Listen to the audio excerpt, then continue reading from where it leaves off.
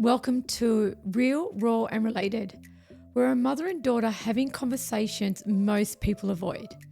The honest ones, the messy ones, and the ones that make us laugh, cry and reflect. And sometimes they make us heal. Because life isn't perfect and relationships aren't either. But there's comfort in knowing that you're not the only one. This is Real, Raw and Related. This is a content warning. This podcast discusses topics including domestic violence, sexual abuse, mental health, suicide, gambling, addiction, and other sensitive subjects. Listener, viewer, discretion is advised. Perfection is the killer of execution. It's not perfection. I just think when people are viewing, they're going to want to see the same, No, that's the story, not a fact. Alrighty. All right. Hey, guys. Hey, everyone. Did you hear what I just said? Is it a story or a fact? I teach that actually. Because something happens in our lives and it's called an event. And then what we tend to do is we add a story attached to it. And the story that we attach equals an emotion. So if it's a negative story, let me give you the story. Oh, now she hates me. Now, I let her down and all of that. And then you get an emotion. You feel sad. You feel like you could have done better. Was that a story or a fact? Most of the time, I don't even think that. You go think that all by yourself. While you were saying that, it made me think about how my my first shift with a new client yesterday. And I just kept saying sorry.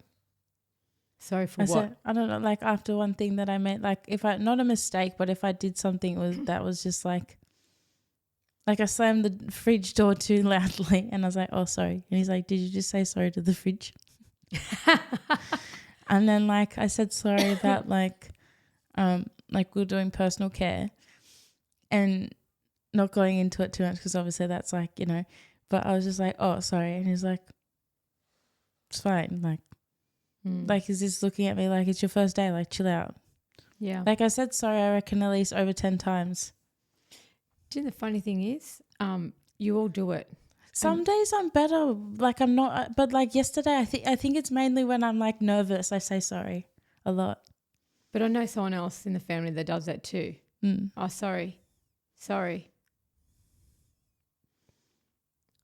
Sometimes you say sorry, you don't even need to say sorry. What are you sorry for? I watched a Instagram reel of one of my mentors, and he says, when you're trying to instill authority or instill just having better conversations with people rather than saying sorry, or saying things like, what was the other example they gave? I can't think of the top of my head, but it was more about having confidence in speech. So rather than saying sorry, if someone gives you a compliment and we go, oh, thank you, or oh, you don't, we get embarrassed when someone gives us a compliment. It teaches you to pretty much say, thank you very much, I really appreciate that. Or do you know what I mean? Taking, I don't know where this is going. I know what I mean. Acknowledging it. I know what I mean, but I know that's not kind of landing. So, but yeah, you don't need to say sorry if you haven't actually done anything wrong. Yeah. If you slam the fridge door, I would just say, I didn't realize the fridge door was going to slam that loud. Oops. Or something like that. Something that's, but not like you said, are you saying sorry to the fridge or, yeah. Yeah. I mean, if I said it like that, then my brain's just thinking I'm blaming the fridge.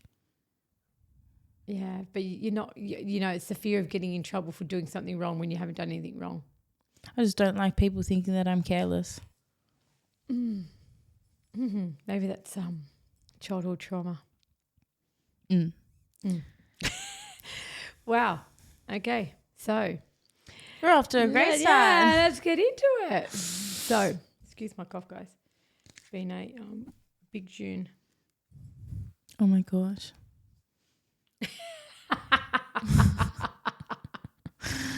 Oh, For gosh. those who I can't see, I've just put my glasses on half and half, and she's like having a heart attack. I need to use my glasses. Sorry. You reminded me of Nonna then. Oh, did I? Mm. What's the one thing that you hope people remember you for? Do you want to go first, or are you asking me? Yeah, I'm asking you.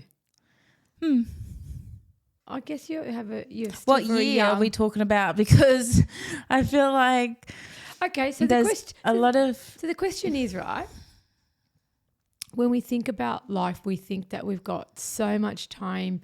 We think that we really don't know. Like, you know, the funny thing is, my mum used to always say to me, I remember when your kids were little, and I go, oh, Mum, it's, June. And I go, oh, Mum, and we've got a wedding in September. Oh, Mum, can you look after the kids in, when the wedding? She's like, I don't know if we're going to be dead by then. Can you tell me when it's closer? And I'm like, Mum, I need to be organised. Like, you did this to me today, actually. Yeah. I need a time. I need a date. Like, I need it locked in. Need it locked in. And I was very much like that. And I'm like, and she used to always say to me, but I don't even going to be live tomorrow. Speak to me when it's September. And I'm like, what do you mean? Of course you're going to be here tomorrow. Do you know what I mean? Like, we just think that we have so much time, when in actual fact, Tomorrow's not promised. we don't know how much time. We don't know what that even looks like. So I'm going to ask you if the question is relevant right this minute and right now and your current life situation. Okay. So this might be even good for you to look into, like, say what you feel now, but also your future self will see this too, like. So ask me the question again then, if we're speaking about now. Like, if I'm answering it as the person I am today. Yeah, what's one thing you hope people remember about you? Well, cue the tears, because I don't know, that just made me a bit emotional. But I hope people see me as, well, remember me. Is that the quote? Like, remember me as very kind, very supportive, always there for them, positive.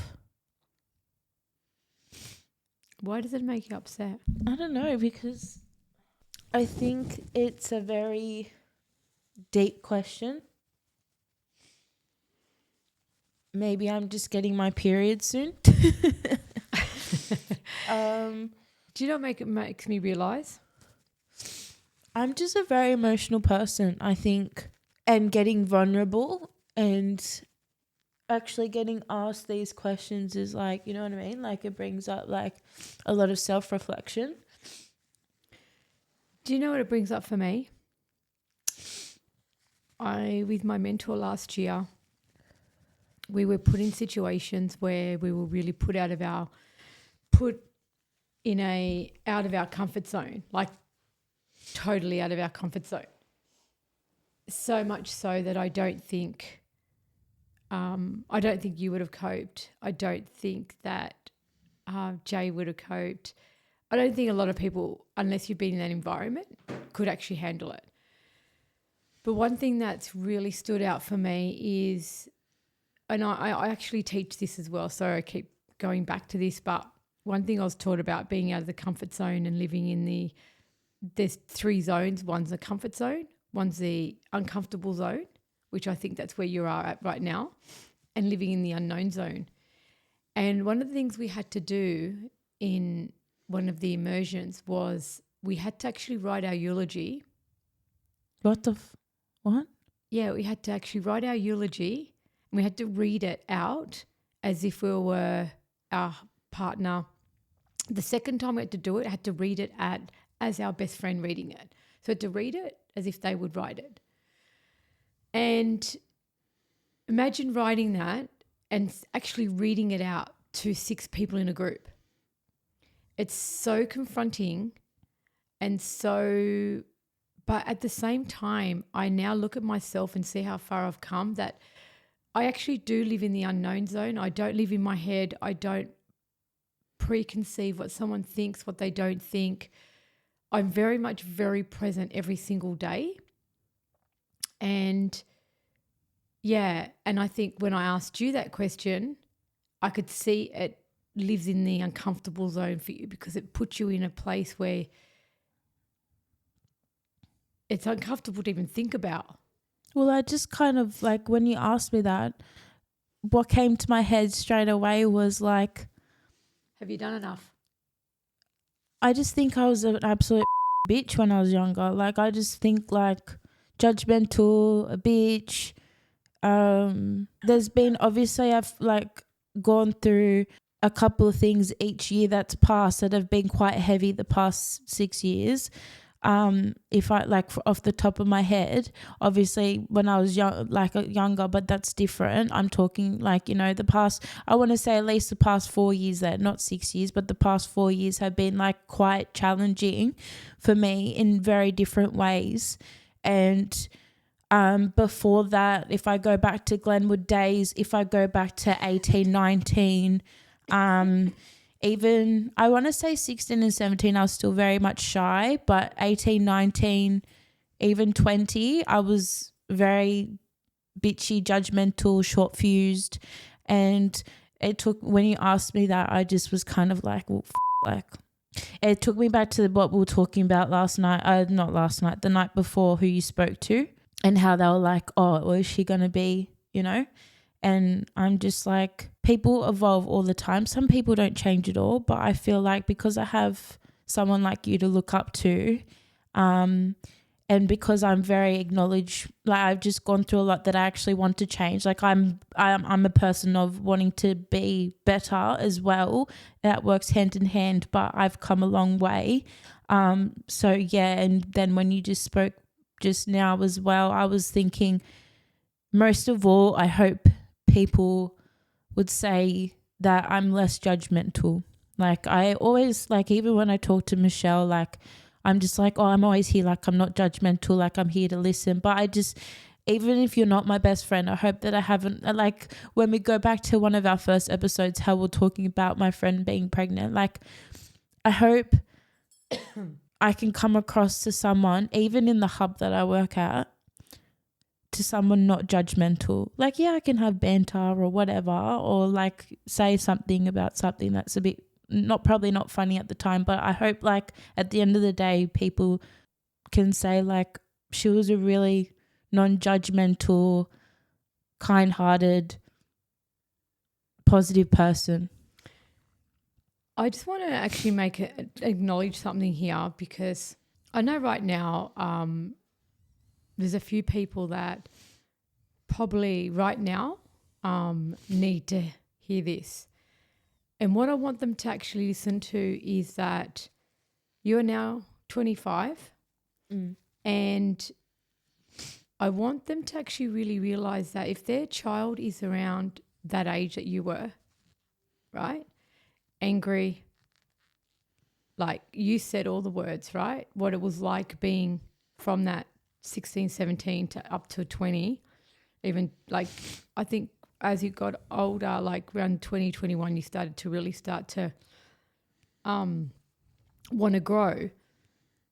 But for those people who have actually got daughters at this age, navigating life for me as a single parent, and I know you were very angry. There was changes, bodily changes. There was constantly always something happening that was just a lot for someone to do. Like, you know what I mean? Like, yeah. Yeah, but what I want them to actually acknowledge is that this is what you go through, right? This is what you go through. And I know that they're going through that right now, right? They've got daughters this age that it's sometimes really hard to see the forest through the trees.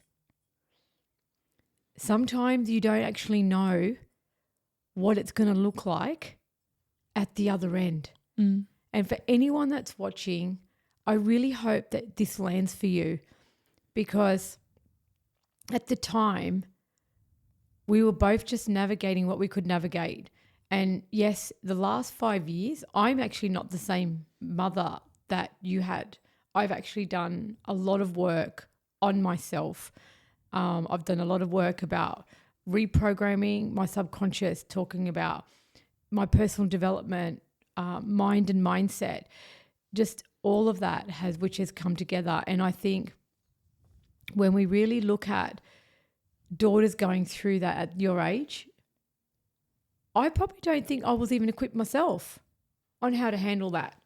And I just think a lot of the stuff that I did was reactive.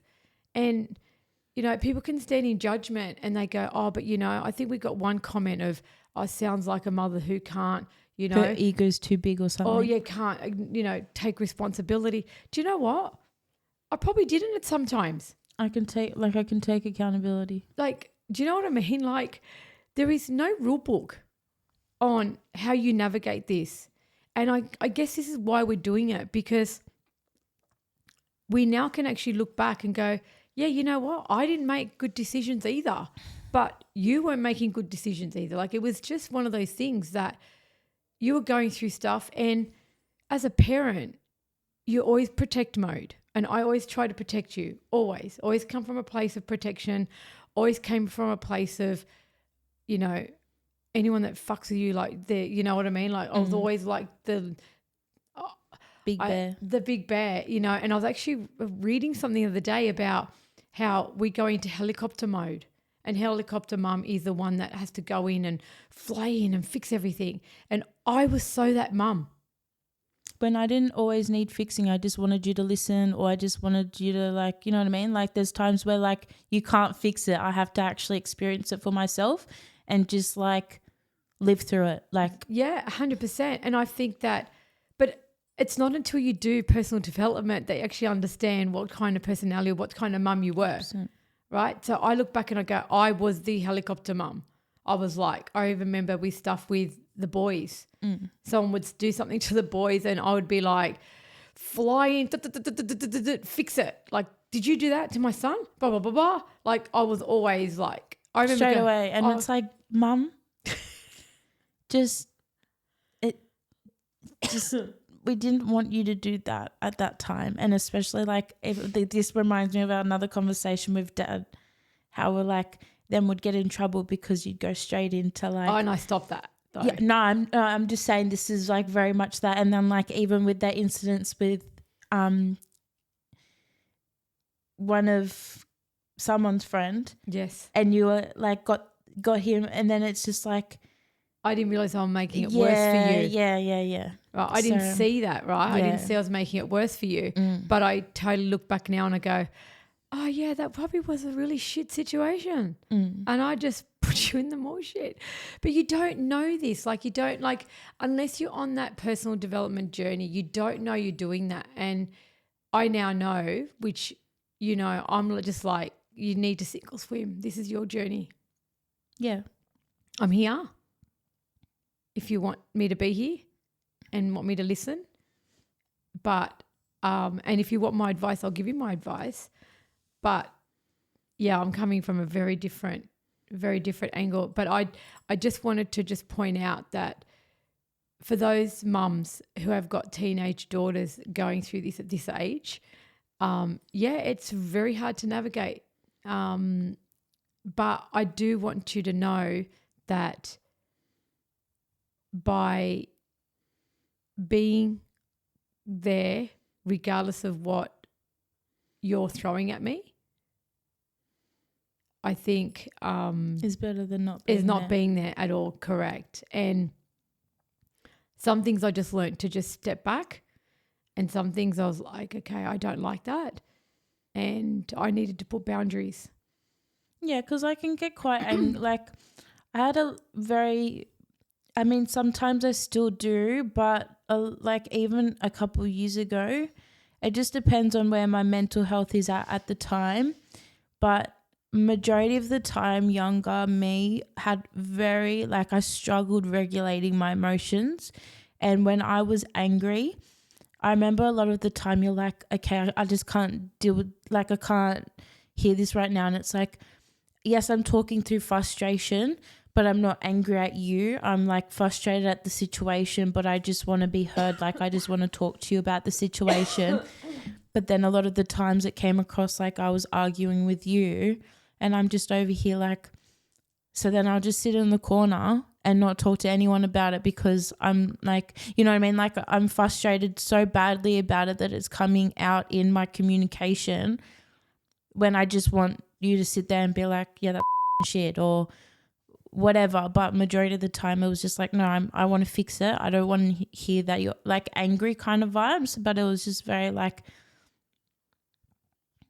I just like, you do it sometimes where you're just like, I know you're angry and it's shit. And sometimes that's all I just needed to hear. Like, yeah, that's shit. Like, that's really shit. Yeah. But also too, I think I just want to add there, when you're angry, when you were angry. So me. Yeah. Or I think when teenagers get angry, and the only place you can actually voice that is at home. Like, you got stuff going on. It's not really directly. That's something I've personally done to you. It's an outside Well, I'm comfortable with you. You know?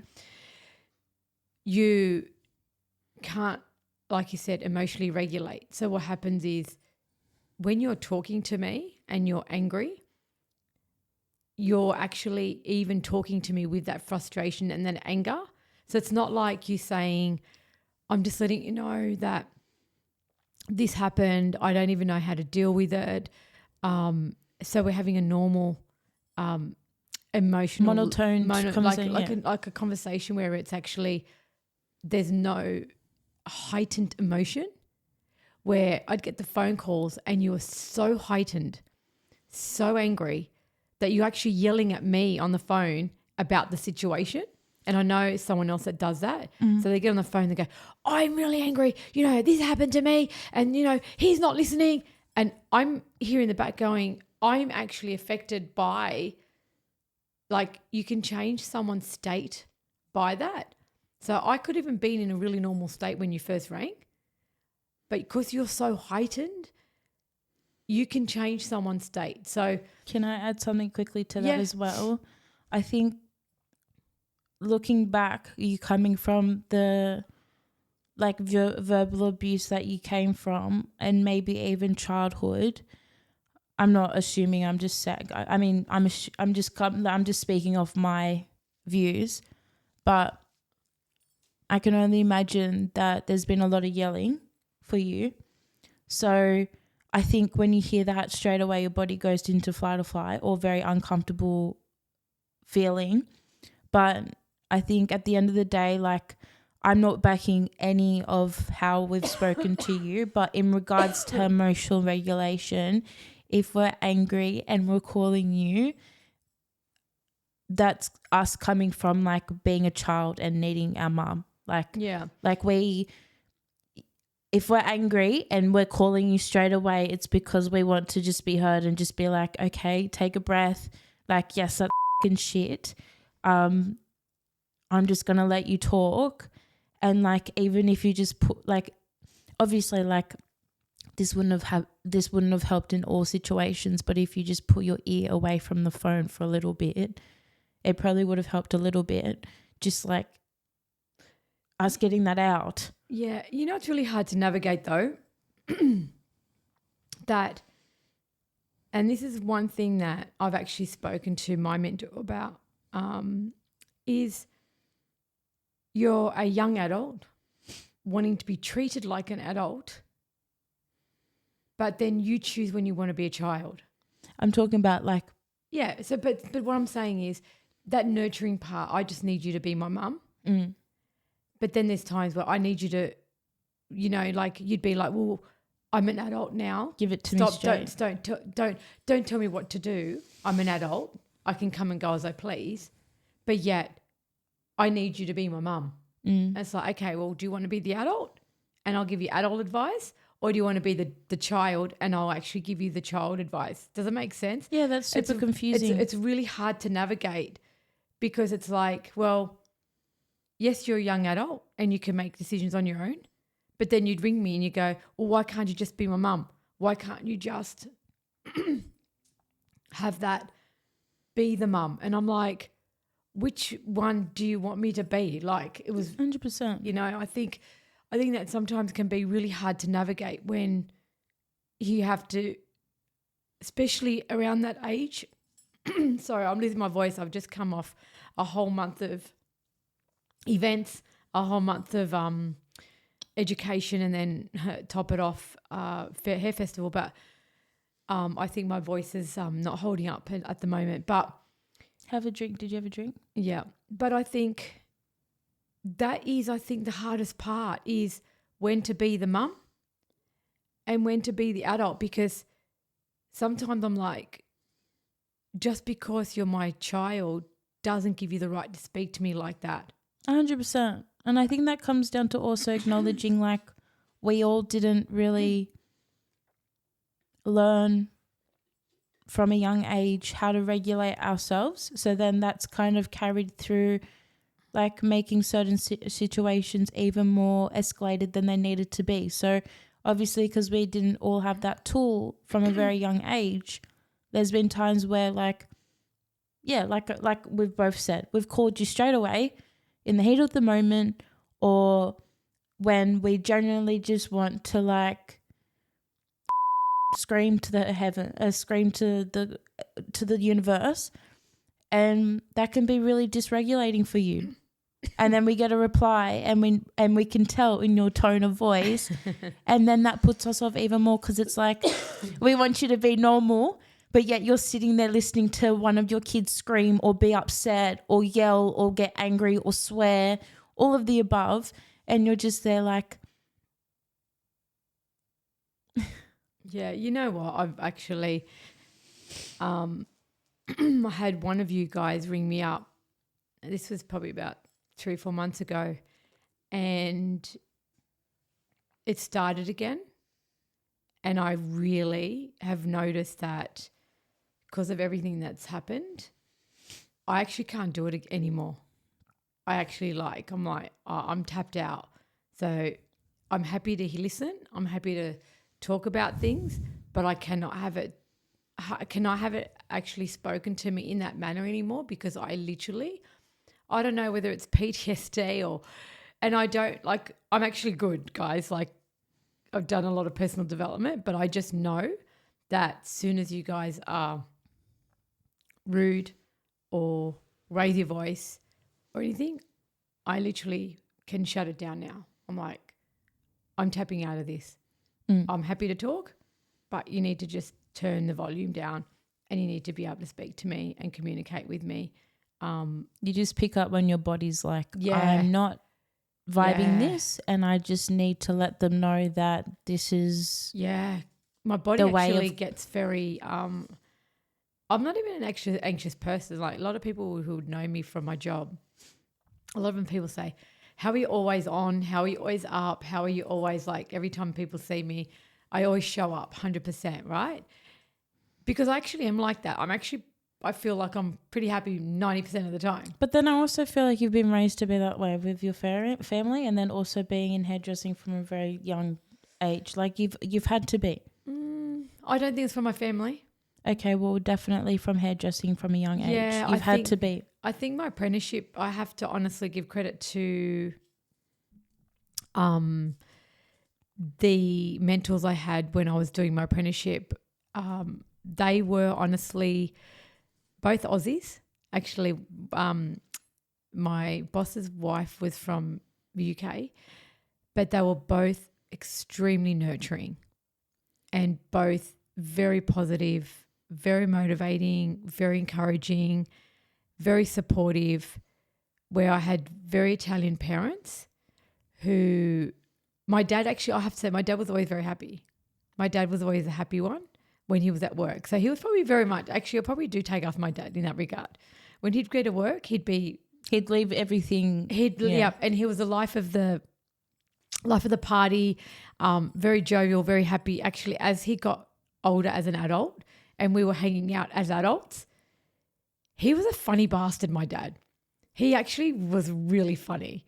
And we were bantering, like, it was really nice to see that.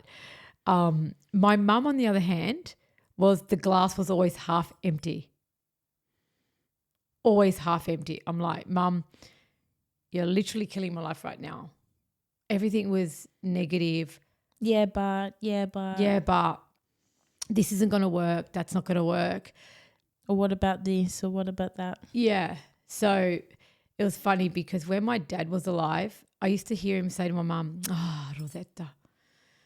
and I and I used to think, oh, Dad, you're being a little bit hard. And then, oh no, this sounds really bad. I love you, Mum. But then when Dad passed away and then I had to deal with Mum, I was like, oh my God, I understand what my dad went through. Negative Nancy over here. I actually understood sometimes. I was like, But yeah, we're going a little bit off topic, but there's no such thing as off topic. I just really wanted it to land for everyone exactly what you said, because I think there's a lot of mothers and daughters that can actually really, really appreciate where we were and they probably currently are. And it is really hard to navigate. And I just want you guys to know, hang in there. Don't lose faith, because you can get through the other side. We just don't know what the other side looks like. And I think that also, if you don't mind, exactly what you just said then takes me back to we recorded some questions for our socials today. And one of the questions you asked me, do you want to repeat what you asked me on when we recorded outside? What the question was, has anyone said, is that the question? You said something to do, like you worded it differently. You said, has any of your friends said anything that you're doing? Like, why have any of your friends asked why you're doing a podcast with your mom? Yeah. And I took that question as because of all the shit that you guys have been through and your relationship and your controversial relationship, I'd say. So what you just said then, I forgot the path I was going down, but it takes me back to those questions because a lot of people in our lives have seen what I've said to my mum. A lot of people have seen or heard how how my mum has dealt with some of the things that I've done or needed her to be there for me, or just our relationship. Like, a lot of people have seen bibs and bobs, and there's a lot of controversy. There's a lot of what the and there's a lot of this is just going to go downhill vibes kind of thing. Like, this can be really like, what's the word I'm looking for? Are you guys really going to unpack what that all looked like? Like, is this going to be actually truthful? Like, that's very controversial for the internet to hear. It's very exposing. It's very, like, that's the vibes it's giving. And because I can say, like, going off our fresh break that we had at the start of the year, and I was going through that grieving journey, like, I'd rock up to my full-time job that I was at the time, really disassociated and just really upset. And before this, because I'd always rock up early, I'd sit out the front on my chair, like literally away from everyone, just so I could really regulate and be like, just like get my body to like, I'm at work now. Enough is enough. Time to be there for the day. And yeah, I'm kind of going a little bit off track, but it's just very... I know what you're saying. You're saying that, you know, and it's absolutely correct. People are going, oh, well, you didn't speak for how long and now you're off and on. Your daughter's or your mum's ego's too big, or your mum doesn't listen to you, or your daughter's this or that. There's a lot of opinions from your side of things, and there's a lot of opinions from my side of things. And I think it is a big thing. But at the same time, I think like this is exactly why we really wanted to start it, because we want the relationships of other mothers and daughters to kind of be understood and not feel like you're alone. Like, But we've my always daughter's acting like a psycho at the moment. Like, someone please help me and actually relate to certain things. Or my mum's not listening to me. She's not hearing me out. Like, relate to our staff, because no one talks about this stuff. Everyone just, especially nowadays with social media, everyone just paints this perfect picture. And at home, it's not exactly what it is. Yeah. Everyone knows what it's like at home. It's a shit fest sometimes. So it's just... Yeah, it's a circus. And look, I think fundamentally too, and someone said this to me, like when you guys were little, and I always remembered it. If the foundations are right, and I think we've always been close. But we know why.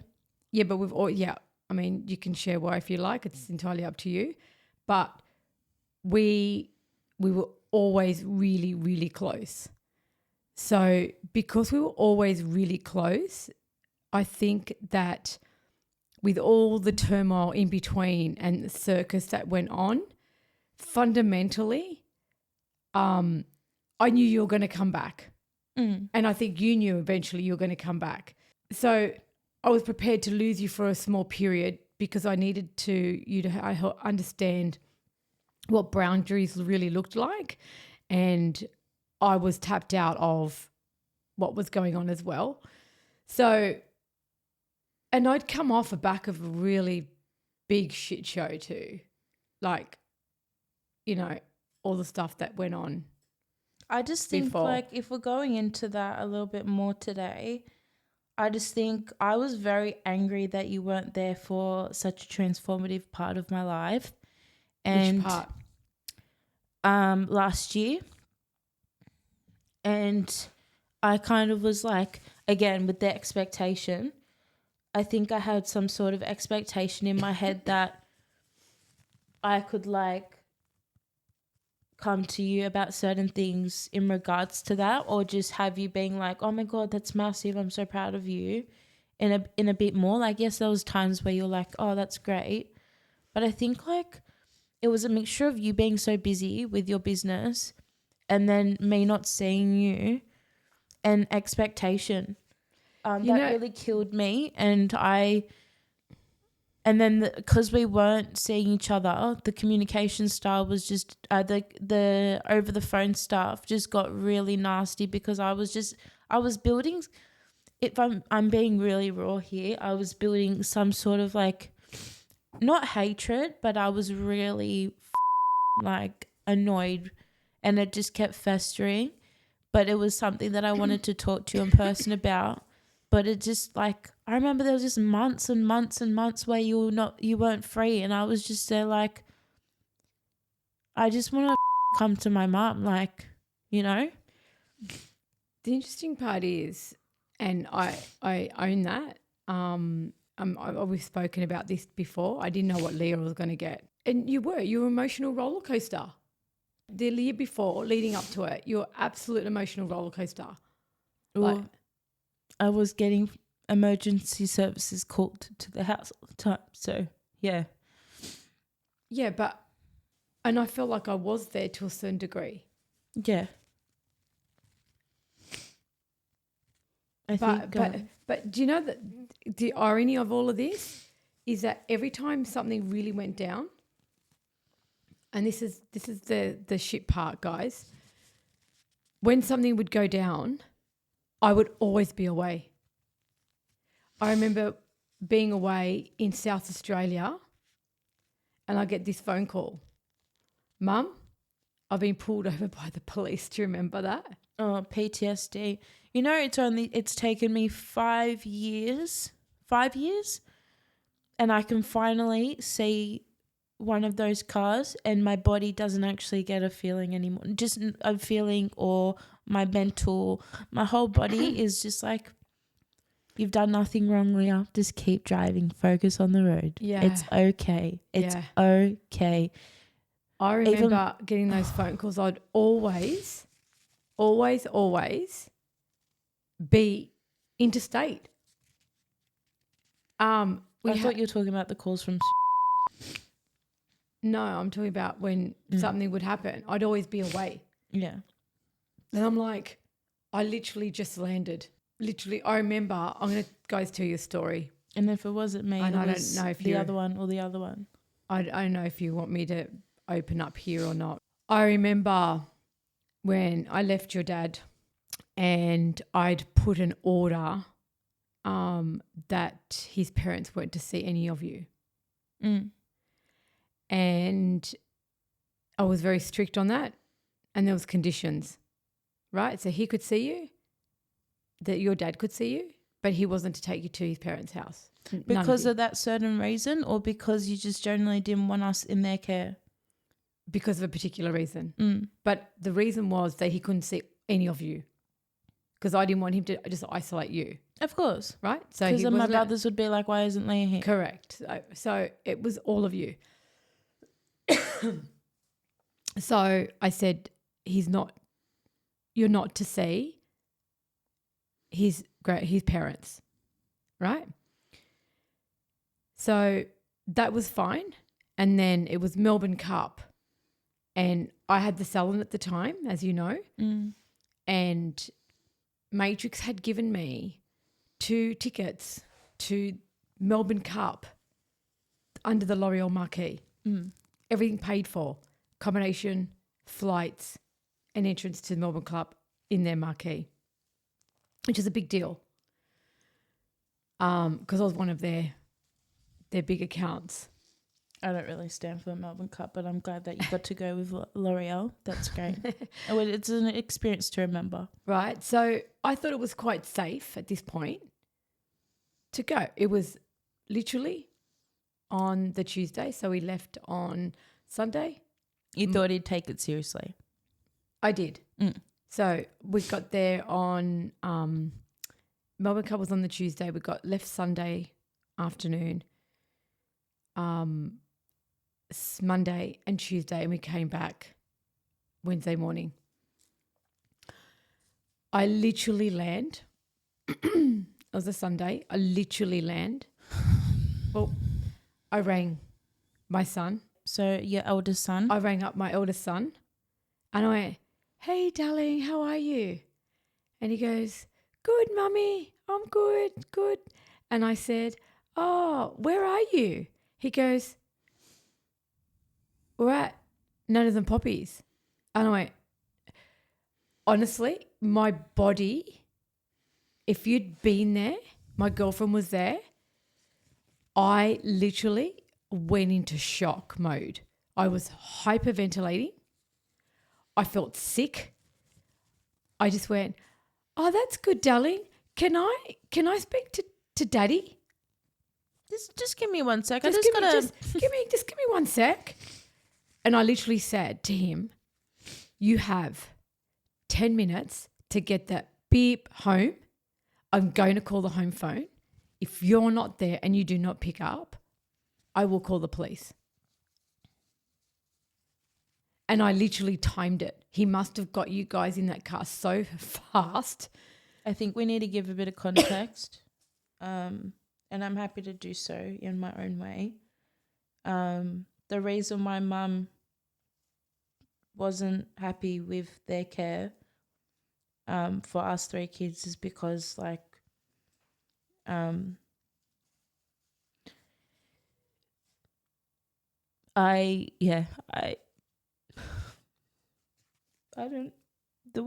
time that I have my makeup on is when I cry the most. You still look beautiful. I don't know how to say it because I just don't really. Anyway, I was sexually abused as a young child by a family member. And going back to what you were saying before, that's why I've always felt safe with you, because a lot of people don't have a family member that have believed them. And Mum's always been there for me and believed me.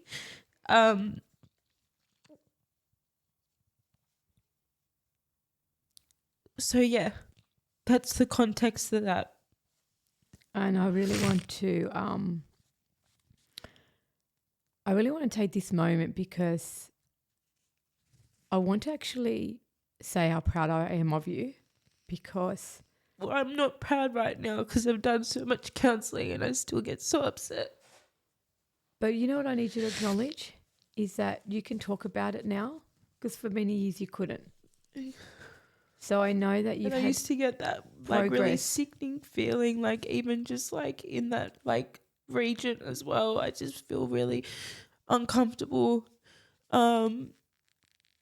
We can dive into like a lot of that in another episode because that's just a whole. But yeah, I'll let you finish. I'm sorry. No, I just want to say how proud I am, because I've left that up to you. It's not for me to talk about. It's not for me. It didn't happen to me. This is, something that happened to you. I just like want people to have some sort of context because otherwise it can be quite confusing, and I don't want people to fill the gaps in assumption. So that's exactly why. It wasn't because my mum was a control freak. It was purely because that environment was very unsafe, whether it be for the boys and for the girls, because both people under that house, I would say, would probably go for either or.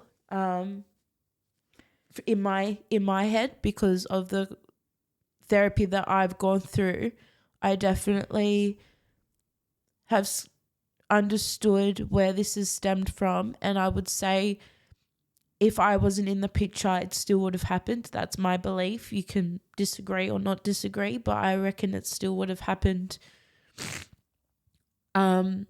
Anyway, I'm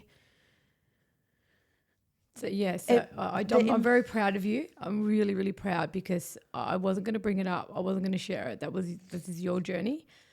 I'm happy for people to have context. That's where I'm coming from. I want people to have context. And I think that's what really made us extremely close, because of how it was all unpacked and how it was discovered and all of that. But so I was literally saying to my ex, you've got 10 minutes to get home or I'm going to call the police, because he couldn't respect the fact that I didn't want any of you there. And that was like fresh. That was fresh. It was like fresh after me telling you. It was fresh. And honestly, I was like, are you Oh, I shouldn't say that. I honestly, I was just, yeah. How did we get onto that? How did we get onto talking about that situation? But I just remember, I was like, I was just blown away. Oh, that's why we're going with it, because every single time something would happen, I would be away. And I'm like, I've just landed in Melbourne. Do I get on a plane right now and physically harm this person? Because that's exactly what I want to do. My poor girlfriend at the time, like, I was an absolute basket case. He ended up taking you home. He got you home in the 10 minutes, because I rang that phone and I was the home phone. The home phone. Because back then home phones were still a thing. But we're talking in the early 2000s, just for context. Home phones were a thing, and I'm like, if you do not answer, I'll have more than the police there. I was just, and I had to sit in it, and I was just like, and then I just knew you guys weren't going back there, but I just felt so, and the irony is things still happen when I'm away. I still get the phone calls. Like, sometimes I go away and I'm like, oh, someone's rung me twice. What's going on? Well, you've always had travel jobs. Oh, yeah, exactly. What's going on? So yeah, I'm sorry that you have felt that there's been times where I haven't been there for you, because that has never, ever been my intention. And I'm actually really sorry that you felt that way, because that's not a nice feeling. I think it comes down to expectation. As I was saying before, I had this expectation that I spoke about. I just wish, and it comes down to the book that I'm reading.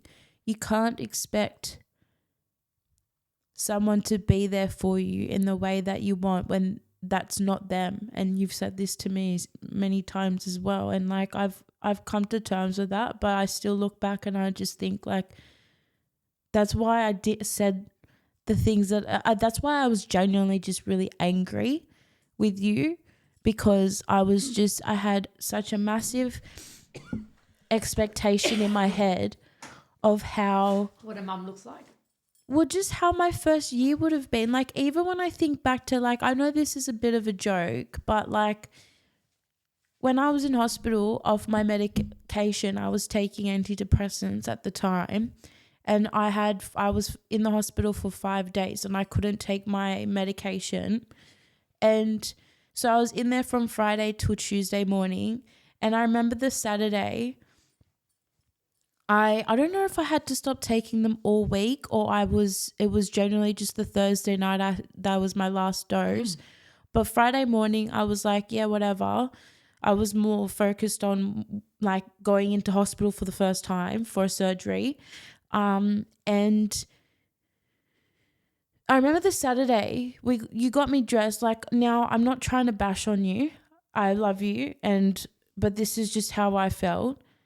I was so emotionally all over the place and I was so scared. And then I was also on the heaviest pain medication in hospital, but off my antidepressants and my anti-anxiety depression medication. And also I was previously still recovering from going through my sexual abuse therapy, which if anyone's gone through, you know how intense that is and how it can take even time to heal from the therapy after doing that. So, and plus going to the mental health ward several times the lead up to the surgery. So I was just like in a whole, I hate myself, I hate the world, everyone's out to get me, everyone hates me, I'm a burden type of vibes. And the Saturday you did my hair and like, I don't know, like you seemed just very short fused with me. And I was just very like, am I not still your kid? Like, where's the like tenderness? Like, this is my first surgery. And like, I'm not going to expect Michelle, because obviously Michelle visited me. I'm not going to expect Michelle to be there like a mum for me. I'm not going to expect Tom to be. I'm not going to expect anyone else that visited me to be my mum except for you. Mm-hmm. So I just was very like, I remember like when you left, I was just like, like, I think that's half the time why I miss you when you leave, because half the time I'm not getting my expectation of what I want from you. And maybe I'm not explaining that to you. Maybe I'm not, I don't know. But I remember as a young kid as well, like whenever you'd leave like school visits, I think that's also just because it was probably Dad's week and I was just like, please, I just want to be at yours that week. I don't want to be at Dad's. But I remember it just brings that feeling back of like, no, I miss you. Can you just stay, like, feeling? But I just remember being like, where was the tenderness in that? Like, you know what I mean? Like, yes, you helped me get dressed. Yes, you did my hair. But I just felt like some of the like, I don't know. Obviously, maybe I was just very sensitive because I was on medication, but sometimes just your tone was very just like maybe irritable or just like, oh, it's not a big deal vibe. And it's like, it is for me.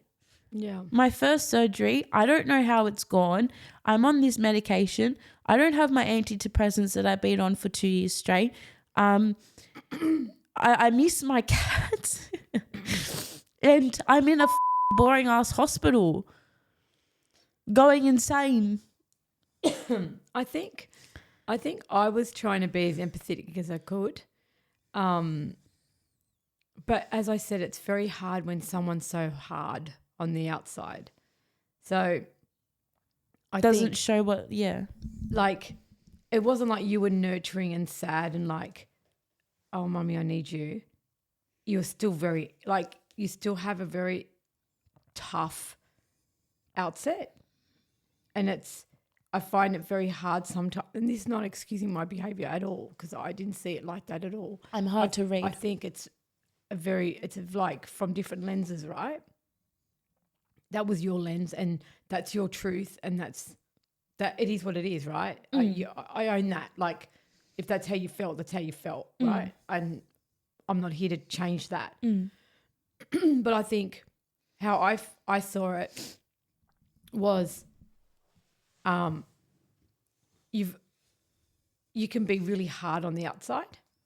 So I'm like... Hard or hard to read? Like, what do you mean by hard? Probably a little bit both. I just knew that if I'd said the wrong thing, did the wrong thing... Walking on eggshells kind of vibe? Yeah. I was like, I didn't know what was acceptable to say, what was not acceptable to say, because I've always felt, even leading up to it, I actually felt like if I said something really good, then it wasn't actually something really good. She'd take it the other way. Yeah. If I said it something really bad, if I gave you tough love, it wasn't the right thing. If I gave you nurturing, that wasn't the right thing. If I listened, then I wasn't listening because I didn't have a response. If I did respond, it was like, you're just telling me what to do. So I just didn't manage the situation properly, I guess. And I wasn't reading the right social cues. So I think that... I was still really heavily medicated that day because I remember going for a walk with Tom and I remember being so out of it. So I probably but yeah, like I can totally see your point of view and I appreciate hearing that. Like I think that's something that I wanted to speak about for a while. It wasn't that I didn't care at all, but that quite the contrary. But I also think like... I look back and it's hard to know what you needed. Because I wanted to make sure I gave you what you needed. I did your hair and I was thinking, okay, that's what she wants, without seeing the other part. Yeah. And look, and in all honesty, I've had probably my biggest 12 months growth as well this last year. 100%. So I'm very... It's weird how the universe works. I didn't, like, I don't know, you do... I don't know why you do what you do sometimes, and I don't know why I do what I do sometimes, I think. And I know that this is not any excuse, but I know that I got given tough love. 100%. And I had to do things a lot on my own, like a lot. I had... That's why I can't expect that from you sometimes, because I will expect you to know to how I want to be treated, or expect you to treat me the way, so. Like I loved my mum dearly, but we had a very tough love. We struggled with the relationship for a long time. I think our relationship we really had a solid relationship probably in the last 2 years. I'm going to be... Well, she never, like the stories that you've told me, she's never believed you in certain situations. She's never really had your back. Like, I'm not bashing on Nona at the moment. Like, love her. But I think it comes down to generations, right? It really does. At the end of the day, who we are really comes down to our generational... upbringings. Yeah. And fundamentals. Foundations, whatever. And I know that because of this book that I'm reading. Like I can see that, and that's why I've gotten a lot of rid of my expectations with certain things, and I can bring these things up now in not a defensive way because I understand why. I'm not like, but you still do that, but you still didn't do, but you probably say. So she moved house within 3 months. So I remember. Just quickly, should we pause this or no? And start and continue on another one or no? Yeah, okay. Okay. We'll do a part 2. Yeah. Thanks for listening to Real Raw Related. If you enjoyed today's episode, don't forget to follow, leave a review, and share it with someone who'd love to hear it too. Until next time, stay real, stay raw, and stay related.